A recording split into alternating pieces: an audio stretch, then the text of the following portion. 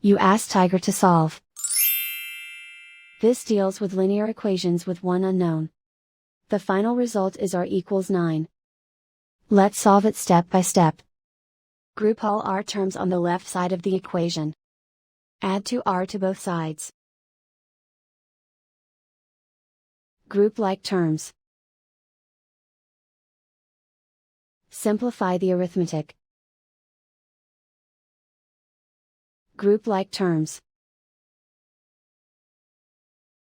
Simplify the arithmetic.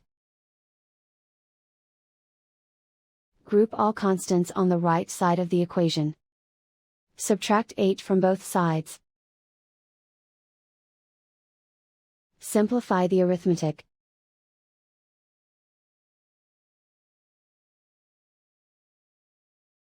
Isolate the r. Divide both sides by -2.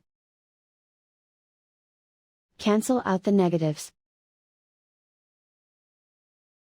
Simplify the fraction. Cancel out the negatives. Find the greatest common factor of the numerator and denominator. Factor out and cancel the greatest common factor. And so the final result is r equals 9.